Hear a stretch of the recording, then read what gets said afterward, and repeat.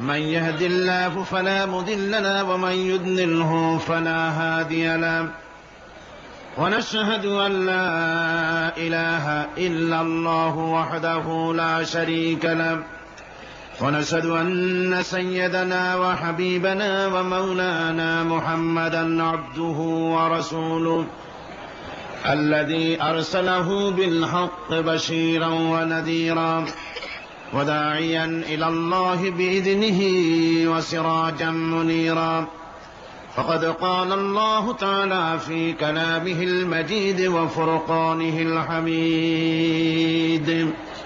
أعوذ بالله من الشيطان الرجيم بسم الله الرحمن الرحيم إن الله وملائكته يصلون على النبي يا أيها الذين آمنوا صلوا عليه وسلموا تسليما اللهم صل على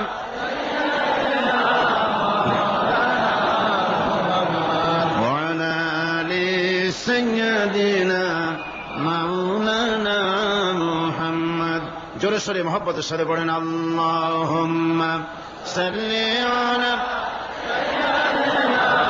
মাওলানা মুহাম্মদ ওয়া আলা আলি সাইয়্যিদিনা মাওলানা মুহাম্মদ বালাগাল উলা বিকামালিহি কাশাফাদ দুজা বিজামালিহি حسنت جميع خصاله صلوا عليه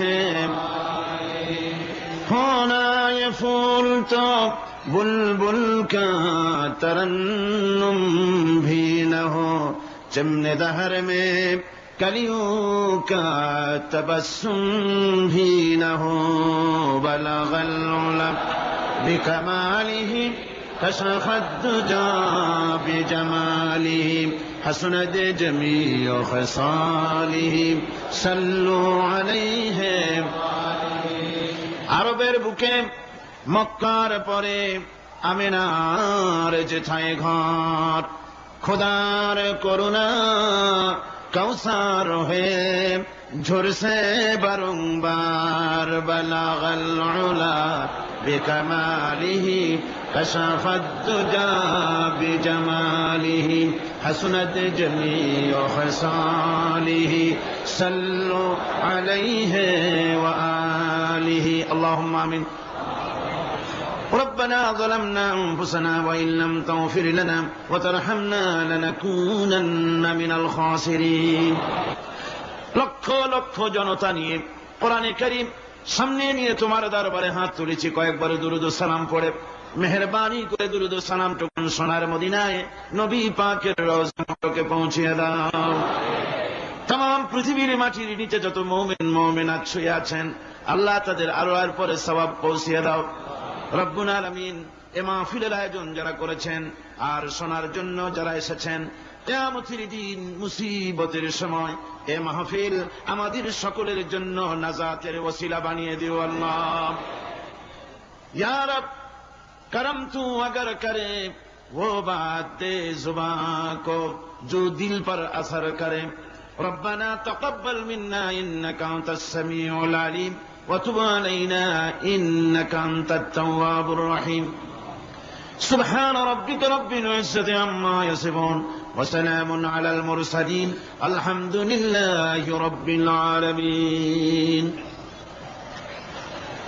আজকে আসুন আমরা শয়তানের ওয়াসওয়াসা থেকে আল্লাহ পাকের কাছে পানাহ চেয়ে নিয়ে যথারীতি কোরআন থেকে সরাসরি আলোচনা শুরু করি পড়ুন সবাই পুরুষোচিত কণ্ঠে সকলে একযোগে পড়েন আউযু বিল্লাহি মিনাশ শাইতানির রাজীম বিসমিল্লাহির রাহমানির রাহিম কাইফা তাকফুরুনা বিল্লাহি ওয়া কুনতুম আমওয়াতান ফাহিয়াকুম সুম্মা ইউমীতুকুম সুম্মা ইউহয়ীকুম সুম্মা ইলাইহি তুরজাউন। হে মানুষ, তোমরা কিভাবে কুফরি করো, অস্বীকার করো, আল্লাহর সাথে নাফরমানি করো? কিভাবে করো?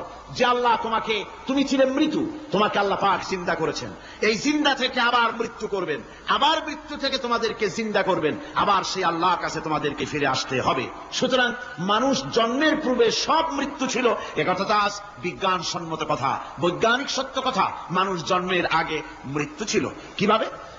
মানুষের উৎপত্তি থেকে এলো, কোরআনে কারীম তা পরিষ্কার করে বলছে তোমাকে কিভাবে সৃষ্টি করেছে। তুমি দেখো, সন্তান মায়ের জরায়ুতে আসার পূর্বে সে ছিল পিতার শুক্রকীট আর মায়ের ডিম্বাণু, অর্থাৎ স্পার্মটোজন এবং ওভাম, এই দুটি জিনিসের মধ্যে সে বিভক্ত ছিল। মায়ের বক্ষপিঞ্জর এবং পিতার পৃষ্ঠদেশ থেকে সবেগে নির্গত এক ফোঁটা পানি দিয়ে আমি আল্লাহ পাক তোমাকে সৃষ্টি করেছি। কোরআনে কারীম বলছে, هل أتى على الإنسان حين من الدهر لم يكن شيئا مذكورا। মানুষের জীবনে কি এমন এক সময় এসেছিল না যখন সে উল্লেখযোগ্য বিষয়বস্তু হিসেবে পরিগণিত ছিল না? তোমার নাম ছিল না, পরিচয় ছিল না, কিছুই ছিল না, দুনিয়ার কেউ তোমাকে জানতো না, শুনতো না। আমি আল্লাহ পাক তোমাকে সৃষ্টি করেছি। তুমি কোত্থেকে এলে? কোরআনে কারীম থেকে তা জেনে নাও। আল্লাহ রাব্বুল আলামিন বলেন, إنا خلقناكم من تراب ثم من نطفة ثم من علقة ثم من مضغة। আমি রব্বুল আলামিন তোমাকে সৃষ্টি করেছি মাটির উপাদান দিয়ে তৈরি করলাম। মা বাপের, পুরুষের স্পার্মটোজন আর মহিলাদের ওভাম দুটি মিলে মায়ের গর্ভের ভিতরে নাপাক পানি ফোঁটাকে জমাট রক্তে পরিণত করে দিলাম। এই জমাট রক্তকে গোশত বানালাম, কচি কচি হাড় দিয়ে একটা বডি, একটা স্ট্রাকচার তৈরি করলাম। তারপরে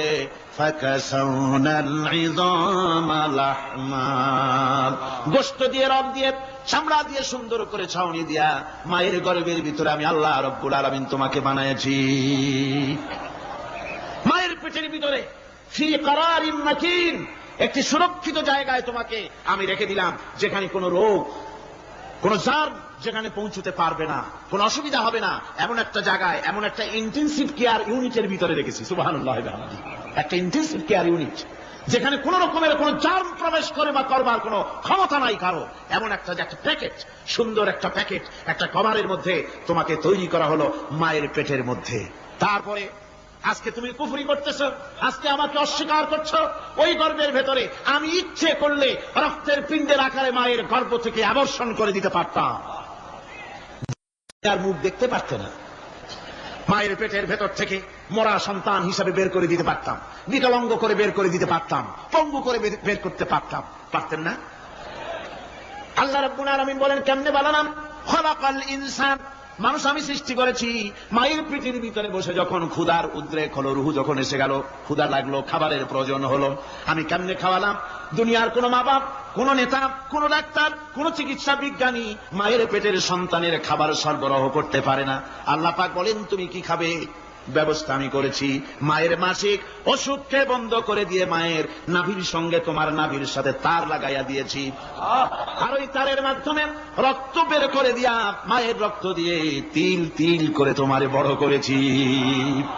রক্তটা মুখে লাগাই নাই, মুখে লাগলে পরে নাপাক রক্ত, মুখটা নাপাক হয়ে যাবে। নাভির ভিতর দিয়ে পাস করে দিলাম, মুখটাকে পবিত্র রেখে দিলাম, যাতে করে দুনিয়ায় আসার পর আমার পবিত্র বানানো মুখখানা দিয়া এই দুনিয়ায় বসে তোমার আল্লাহর পবিত্র নামের জিকির করতে পারো। এমন সুন্দর করে মায়ের পিঠের ভিতরে তৈরি করলাম, হাত দিলাম, পা দিলাম, সুন্দর করে বানালাম, এমন নিখুঁত করে বানালাম, তাকায়া দেখো নিজের দিকে, সুন্দর করে বানালাম। এরপরে কি করলাম? সুম্মা নুখরিজুকুম তিফলা, বাচ্চার আকারে মায়ের পেট থেকে আস্তে করে বের করে নিয়ে আসলাম। সুবহানাল্লাহ ওয়া বিহামদিহি, আস্তে করে মায়ের পেট থেকে নিয়ে এসেছি পৃথিবীর বুকে। পৃথিবীতে যখন আসলে তখন তোমার অবস্থাটা কি ছিল? ক্ষুধার যন্ত্রণায় যদি মরেও যেতে, কান্দা ছাড়া ভাষা নাই। ভাষা আছে? কোন হুঁশ ছিল আমাদের? কোন জ্ঞান ছিল? আল্লাহ রাব্বুল আলামিন বলেন, আল্লাহু আখরাজাকুম মিন বুতুনি উম্মাহাতিকুম লা তা'লামুনা শাইআ। মায়ের গর্ভ থেকে এমন অবস্থায় বের করে এনেছি যখন তোমার কোনো হুঁশ নাই, জ্ঞান নাই, কথা বলতে পারো না, পায়খানার ভিতরে পড়ে থাকো, ট্যাঁ করে কান্দা ছাড়া পথ নাই, পানির পিপাসায় গলা শুকায় যায়, কান্দা ছাড়া পথ নাই, মনের তোমার মুখের কোনো ভাষা নাই কান্না ছাড়া। আমি তোমার এমন আল্লাহ, আমি তোমার এমন স্রষ্টা, আমি তোমার এমন রব। তোমার ভাষা নাই বলে মায়ের কলিজার ভেতরে আমি তোমার প্রতি এক দুর্বিনীত মহব্বত পয়দা করে দিয়েছি। তোমার কান্না তোমার মায়ের বুকের মধ্যে শেল বিঁধে যায়। তুমি যখন কাঁদো, কান্নার আওয়াজ যখন মায়ের কানে চলে যায়, হাজারো কাজ ফেলে মা দৌড়াইয়া বাচ্চারে কোলে না। কি খাবে কেউ তৈরি করে না। আল্লাহ রাব্বুল আলামিন বলে, বান্দারে দুনিয়ায় আসার আগে তুমি কি খাবে, খাবারের বন্দোবস্ত আমি আল্লাহ করেছি, আমি এমন স্রষ্টা। তুমি দুনিয়া আসার 6 মাস আগে তোমার মায়ের বুকের ওপরে তোমার খাদ্য গরম করে আমি আল্লাহ রিজার্ভ করে রেখে দিয়েছি। সেই খাদ্য শুধু খাদ্য নয়, রোগের প্রতিষেধক, এটা ওষুধ। আজ বিজ্ঞানীরা, চিকিৎসা বিজ্ঞানীরা বলছেন মায়ের দুধ সন্তানের খাদ্যের, মায়ের দুধের চাইতে কোনো বিকল্প কিছুই নাই। সন্তান পৃথিবীতে এলে মায়ের প্রথম দুধটা, গ্রামে গঞ্জে অশিক্ষিত এলাকায় প্রথম দুধটা ফেলে দেয়। এটাকে মনে করে এটা খারাপ, এটা খাওয়াতে নাই, তাহলে ধনুষ্টঙ্কার হবে, হাবিজাবি কথা বলে। আল্লাহ দুধ বানাইছে বাচ্চার ধনুষ্টঙ্কার হওয়ার জন্য। মায়ের ওই প্রথম দুধটা হচ্ছে সন্তানের জন্য সমস্ত রোগের প্রতিষেধক। সে ছিল পেটের ভিতরে একটা কাভারের মধ্যে, ওখানে কোনো জার্ম ছিল না, কোন রোগ জীবাণু ছিল না। ও পৃথিবীতে এসেছে যেখানে অক্সিজেনের ভেতরে জার্ম রয়েছে, বাতাসের ভিতরে জার্ম রয়েছে, যার পরিবেশটা খারাপ হয়ে আছে, মানুষের শ্বাস প্রশ্বাসে নিঃশ্বাসে হাজারো রোগ বীজাণু জীবাণু ঘুরছে। এই রকমের একটা পৃথিবীতে এসেছে। আসার পরে কচি স্বাস্থ্য, কচি শরীর, কচি হার্ট, কচি লাংস, সেটাকে প্রতিরোধ করবে কি করে? সেজন্য আল্লাহ পাক মায়ের দুধের ভিতরে সমস্ত রোগের প্রতিষেধক দিয়ে দিয়েছেন। সুবহানাল্লাহ। আজকের বিজ্ঞানীরা তা স্বীকার করেছেন। অনেক মা তার সন্তানকে দুধ দেন না, নিজের শরীর স্বাস্থ্য ভালো রাখার চিন্তা করে বাচ্চাকে দুধ খাওয়ান না। এটা অত্যন্ত নির্মম কাজ। বাচ্চাকে দুধ খাওয়ালে বাচ্চার সাথে মায়ের মহব্বত বাড়ে। ইউরোপে, আমেরিকায় মাকে মা বলে ডাকে না, বাপকে শ্রদ্ধা করে না, সম্মান করে না। তার কারণ সেখানে মায়েরা তার সন্তানদেরকে কোলে নেয় না, সন্তানদেরকে ফিডার খাওয়ায়। আর আমি নিজের চোখে দেখেছি মায়েরা ইউরোপে, আমেরিকায় যখন শপিং এ আসে, তখন রাস্তায় যখন আসে, তখন ওই পুশচেয়ার গুলিতে বাচ্চাকে শোয়াইয়া বাচ্চা এভাবে পুশচেয়ারে করে ঠেলে নিয়ে যায়, আর কুত্তার বাচ্চাগুলি কোলে করে ঘুরে বেড়ায়। কুত্তার বাচ্চা কোলে নেয়, নিজের বাচ্চা পুশচেয়ারে করে ঠেলে। সেই জন্য মায়ের প্রতি সন্তানের মহব্বত হয় না, সন্তানেরও মায়ের প্রতি কোনো শ্রদ্ধা জাগে না। আল্লাহ কি ব্যবস্থা মায়ের কলিজার মধ্যে মহব্বত পয়দা করে দিয়েছেন আল্লাহ পাক। মায়ের বুকের দুধের ভিতরে আল্লাহ রাব্বুল আলামিন, আল্লাহ পাক বলছেন, আমি মানুষ সৃষ্টি করেছি আর তার সমস্ত প্রয়োজন মিটিয়েছি, তার খাবারের সব প্রয়োজন মিটিয়ে দিয়েছি। দুধটাকে ঘন করি নাই, হজম করতে পারবে না বলে ওই দুধটা সামান্য পাতলা করে দিয়েছি, ওর ভিতরে সামান্য মিষ্টি দিয়েছি। দুধের বোটার ভিতরে একটা ছিদ্র দিলে, চোষা মারলে পরে অনেকগুলি দুধ বেরিয়ে এসে গলাটা আটকে যেত, তোমার কচি কণ্ঠ গলা আটকে যেত, শ্বাস করতে পারতে না। এজন্য মায়ের স্তনের বোটার ভিতরে সূক্ষ্ম সূক্ষ্ম 32টা ছিদ্র করে আস্তে করে দুধ বার করে তোমার জীবন আমি বাঁচাইছি। খলাকাল ইনসান, মানুষ সৃষ্টি করেছি আমি আল্লাহ পাক। সুতরাং যে আল্লাহ পাক এ মানুষ সৃষ্টি করলেন আর মায়ের কলিজার ভিতরে মহব্বত পয়দা করে দিলেন, সে আল্লাহ পাক বলছেন, খবরদার ওই মাকেও যেন আবার ভুলে যেও না। মাকে সম্মান করে করো, মা বাপকে মহব্বত করো, তাদেরকে শ্রদ্ধা করো। বউ পাইয়া, সুন্দরী স্ত্রী পেয়ে মায়ের কথা ভুলে যেও না। অনেক সাহেব আছে মায়ের কথা ভুলে যায়, স্ত্রীর কথা অনুযায়ী মায়ের উপর অত্যাচার করে, এরকমও বহুত আছে।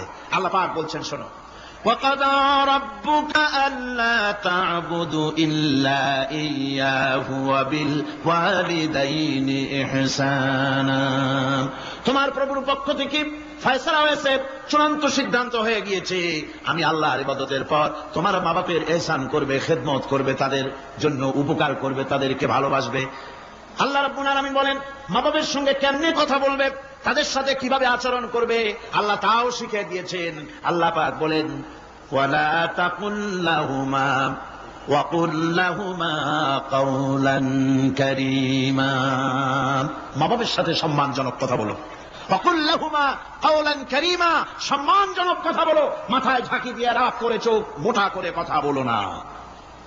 তুমি সন্তান, তোমার জন্য সবচাইতে বড় পীর তোমার আব্বা তোমার আম্মা, ঠিক কিনা কন? ছেলের জন্য, মেয়ের জন্য, সন্তানের জন্য সবচাইতে বড় পীর কে? বাপ মা। এটা ভালো করে মনে রাখতে হবে। আপনার মাওলানা সাহেবদের দোয়া, পীর সাহেবদের দোয়া কবুল হতেও পারে, নাও হতে পারে, 50-50 সম্ভাবনা আছে, আবার সম্ভাবনা নাই। কিন্তু মা বাবের দোয়া কবুল হবে 100% সিউরিটি রয়েছে। রাসূলুল্লাহ বলেছেন 3 জনের দোয়া কবুল হবে, মুস্তাজাবুদ দাওয়াত। কয়জনের দোয়া কবুল হবে? আল্লাহ রাব্বুল আলামিনের হাবিব বলেন 3 জনের দোয়া কবুল হবে আল্লাহর দরবারে। তার মধ্যে একজন হলেন মাজলুম ব্যক্তি, যে ব্যক্তি অত্যাচারিত, সে ব্যক্তি মুসাফির, প্রবাসী, তার দোয়া কবুল হবে। আর মা বাপ যদি সন্তানের জন্য দোয়া করে, ওই দোয়া আল্লাহ রাব্বুল আলামিনের দরবারে মঞ্জুর হয়ে যায়। আল্লাহ রাব্বুল আলামিন মা বাপ সম্পর্কে বলেন, মা বাবের জন্য আমার কাছে দোয়া করবি বান্দারা, আমার কাছে দোয়া করবি। দোয়াটা আল্লাহ পাক শিখাচ্ছেন, রব্বিরহামহুমা কামা রব্বায়ানি সগীরা। পড়েন সবাই, রব্বিরহামহুমা কামা রব্বায়ানি সগীরা। একটু জিকির করেন, লা ইলাহা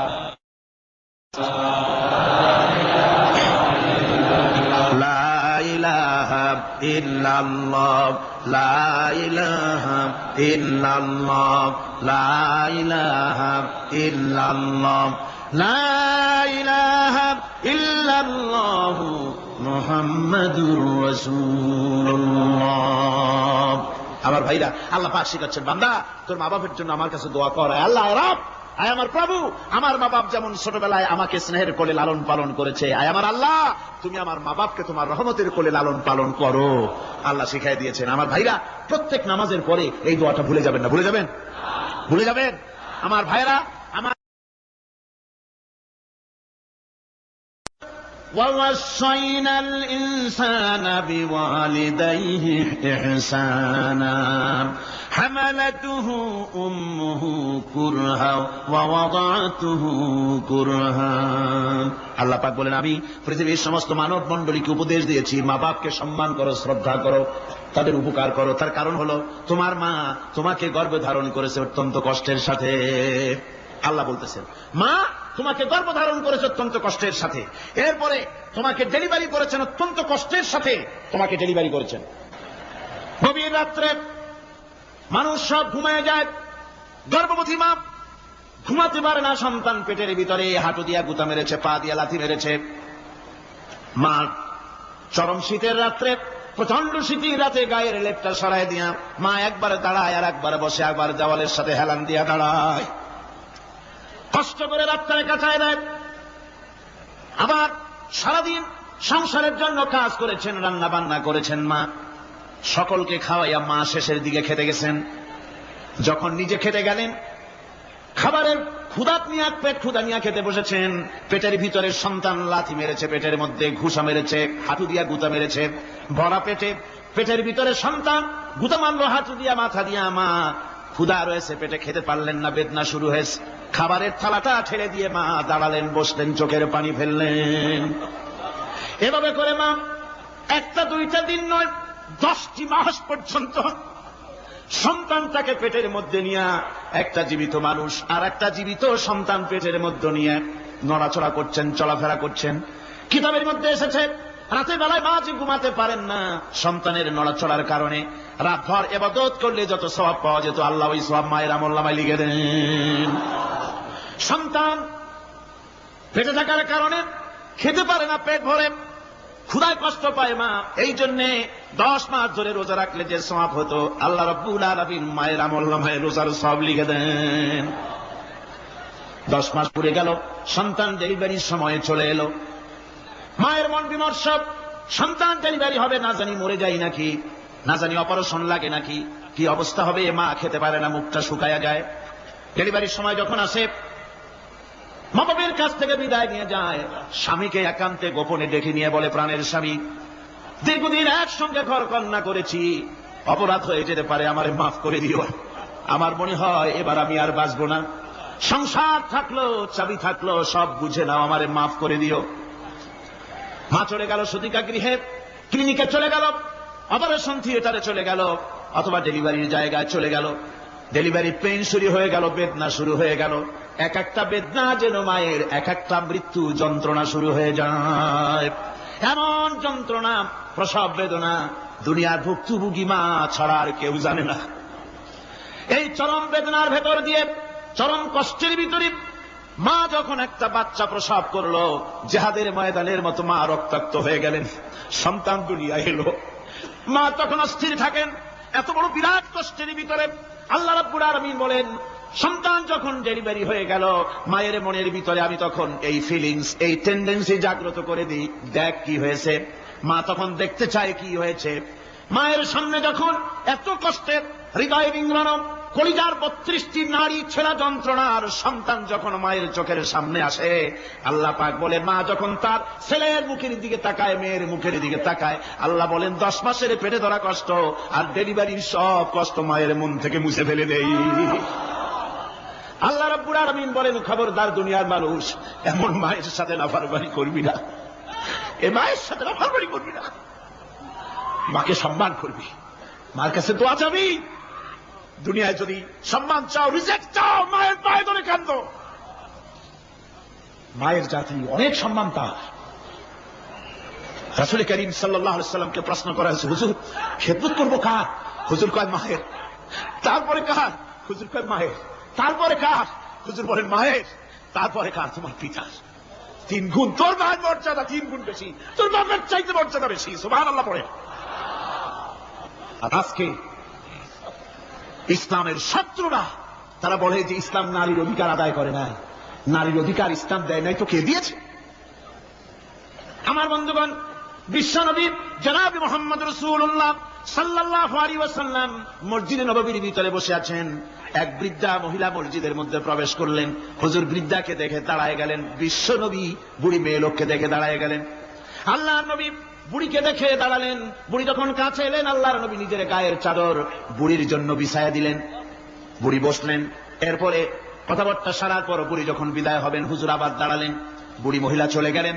সাহাবায়ে কেরাম বলেন, ইয়া রাসূলুল্লাহ, কিছুই বুঝলাম না, একজন বৃদ্ধা মহিলার জন্য বিশ্বনবী দাঁড়ান আর গায়ের চাদর বিছান, আমরা বড় আশ্চর্য হয়ে গেলাম। নবীজি বলেন, ও আমার সাহাবীরা, তোমরা জানো না, এই মহিলাকে চিনতে পারো নাই। আমি আমার মায়ের দুধ আমার জীবনে কিসমতে তেমন হয় নাই। আমি আমার মায়ের দুধ তেমন কিসমতে পাই নাই। যার বুকে দুধ খেয়ে, যার কোলে কাকে চড়ে আমি বড় হয়েছি, আমার সেই দুধমা ইনি হযরতে হালিমাতুস সাদিয়া, আমার সেই দুধমা। রাসূলুল্লাহ নিজে সম্মান দিয়েছেন মায়ের। খবরদার, মাকে অসম্মান করবেন না, মাকে সম্মান করবেন, মাকে শ্রদ্ধা করবেন। আমার বন্ধুগণ, আলেম ওলামা পীর বুজুর্গদের জন্য হাদিয়া তো দেন আপনারা, কোনো নিষেধ নাই, দেন। হাদিয়া দেওয়াও সুন্নত, নেওয়াও সুন্নত, দিবেন, আমি কোনো নিষেধ করি না। কিন্তু আমি বলতে চাই, পীর বুজুর্গদের কাছে, আলেম ওলামাদের কাছে হাদিয়া দিয়া আল্লাহরে যত না খুশি করতে পারবেন, এই ডালিম বেদানার মৌসুমে বেদানা একটা ভেঙে নিজ হাতে যদি মায়ের মুখে তুলে দেন, আল্লাহর আরশ খুশি হয়ে যাবে, আল্লাহর আরশ আজিম খুশি হয়ে যাবে, আল্লাহ পাক খুশি হয়ে যাবে। বাইরে খাওয়াও, বাপকে খাওয়াও, তোমার সবচেয়ে বড় পীর তিনি। সুবহানাল্লাহ, সুবহানাল্লাহ। মা বাপ যদি একটু দোয়া করে দেয়, তোমার জিন্দেগির কাম শেষ। একটু বদদোয়া করলে জাহান্নামে যাবা। কোন পীর সাহেব বদদোয়া করলে জাহান্নামে যাবে এমন কথা নয়। কোন মাওলানা বদদোয়া করলে দোজখে যাবে এমন কথা নয়। রাসূল বলেছেন, হুমা জান্নাতুকা ওয়া নারুকা। মা বাপ তোমার বেহেশত, মা বাপ তোমার জাহান্নাম। মা বাপ যদি অসন্তুষ্ট হয়, দোজখে যাবি, আর মা বাপ যদি খুশি, আল্লাহর জান্নাতে চলে যাবি। সুবহানাল্লাহ, সুবহানাল্লাহ, সুবহানাল্লাহ। মায়ের পায়ের তলে তোর বেহেশত।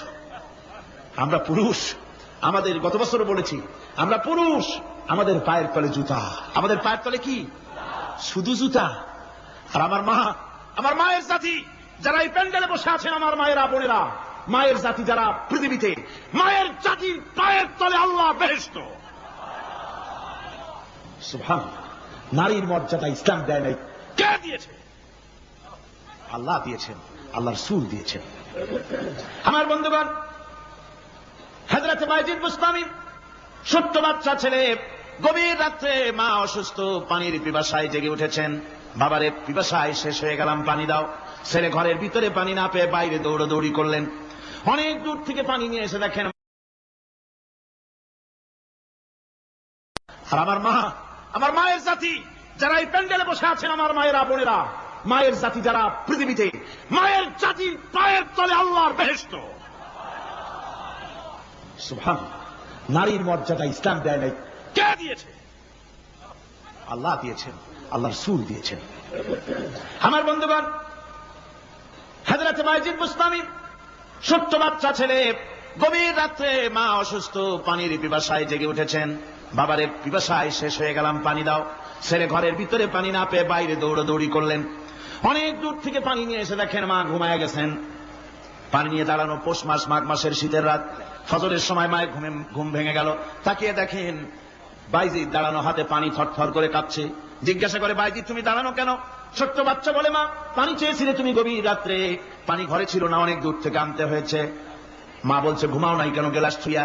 বাচ্চা বলে, ঘুমাই নাই, তুমি যদি আবার পানি চাও সময় মতো যদি দিতে না পারি মা তোমার কষ্ট হবে, এই জন্য ফজর পর্যন্ত আমি দাঁড়ায় আছি, কখন তুমি পানি চাও। মা হাতের থেকে পানি নিয়ে পান করলেন। বাইজিদকে বিছানার উপরে আরাম করে কম্বল দিয়ে ঘুম পড়াইয়া দিলেন। হযরতে বাইজিদের মা উযু করে ফজরের নামাজ পড়ে সিজদায় চলে গেলেন। চিৎকার মেরে কেঁদে বলেন, আমার রব, আমার আল্লাহ, আমি আমার বাইজিদের মা, আমি মা হয়ে বাইজিদের জন্য দোয়া করি। বাইজিদ আমার জন্য আজকে যা করেছে, আমি মা, আমার কলিজা ঠান্ডা হয়ে গেছে। হায় আল্লাহ, আমি বাইজিদের জন্য দোয়া করি, তুমি তাকে সুলতানুল আরিফিন বানাইয়া দিও। মঞ্জুর হয়ে গেল আল্লাহ পাকের কাছে দোয়া। আমার ভাইরা, আল্লাহ পাক বলছেন, খবরদার আমার ইবাদতের পরে মা বাপ, আল্লাহর ইবাদতের পরে কারা? মা বাপ। মা বাপকে সম্মান করো, শ্রদ্ধা করো, মোহাব্বত করো, কিসমত খুলে যাবে, কিসমত খুলে যাবে। মা বাপকে সম্মান করো। হযরত আবু হুরায়রা রাদিয়াল্লাহু তাআলা আনহু রাসূলের সামনে এসে কাঁদতেছেন। হুজুর বলছেন, আবু হুরায়রা কাঁদো কেন? কাঁদো কেন? রাতের বেলা কাঁদো কেন? হযরত আবু হুরায়রা বলছেন, হুজুর আমাকে মা মেরেছেন। হুজুর বলছেন, মা মারলো কেন? কোন অপরাধ করেছো? কোন গোস্তাখি করেছো? আবু হুরায়রা বলছেন, না হুজুর, কোন গোস্তাখি করি নাই, তবে মারলো কেন? হযরত আবু হুরায়রা বলছেন, হুজুর আমি আপনার দরবার থেকে ফিরতে রাত হয়ে গিয়েছিল। মা জিজ্ঞেস করলেন, আবু হুরায়রা এত রাত্রে কোথায় ছিলে? বললাম, আমি ছিলাম যে কদম চুমতে পারলে দুনিয়া ধন্য হয়, সেই দরবারে নববীর কদম মোবারক থেকে আসতে আমার দেরি হয়েছে। আমার মা মুশরিকা, আপনার নাম শুনে তার গায়ে আগুন জ্বলে উঠলো, আমাকে ধরে মারা আরম্ভ করলো। বলল, হয় আমার বাড়ি ছাড়বি, আর না হয় মুহাম্মদ সাল্লাল্লাহু আলাইহি ওয়াসাল্লামের দরবার ছাড়বি। আমি বললাম, আমার মা, তুমি বুড়ি মানুষ, তোমার গায়ে যত শক্তি আছে সমস্ত শক্তি দিয়ে আমারে পিটাও, আমারে মারো, মারতে মারতে আমাকে বাড়ি থেকে তুমি বের করে দাও। তোমার বাড়ি শুদ্ধ, তাম দুনিয়া ছেড়ে দিতে পারি, আল্লাহর নবীর কদম মোবারক ছেড়ে দিতে পারি না। হুজুর, আমার মা আমাকে গলা ধাক্কা দিয়ে বের করে দিয়েছেন। হুজুর বলছেন, আবু হুরায়রা তোমার মা তোমাকে মেরেছে, তুমি আমার কাছে নালিশ করছো? আমার তো এখানে ইন্টারফেয়ার করার কিছুই নেই। সুবহানাল্লাহ, সুবহানাল্লাহ। মা তোমাকে মেরেছে, এখানে আমার করার কিচ্ছু নাই।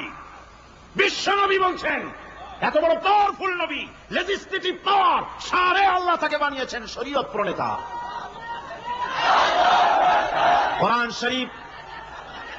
কোরআন শরীফে শুধু হালাল ও হারামের, হালাল এবং হারামের, বৈধ এবং অবৈধের সীমারেখা শুধু কোরআনই চেক করেন, রাসূলের জন্য আল্লাহ ছেড়ে দিয়েছেন। আল্লাহ রাসূলও হারাম, হালাল এবং হারামের বৈধতা অবৈধতার সীমারেখা নির্ধারণ করেছেন। এত বড় ক্ষমতা তার, এত বড় পাওয়ারফুল বিশ্বনবী, তিনি বলছেন মা মেরেছে, আমার করার কিছু নাই। চিন্তা করেন কত বড় কথা, এ কথার লোড কত। হযরত আবু হুরায়রা বলেন, ইয়া রাসূলুল্লাহ, মা আমাকে মেরেছেন, আমি আল্লাহর নবীর কাছে মায়ের বিরুদ্ধে নালিশ করতে আসি নাই। বললেন, কেন এসেছো?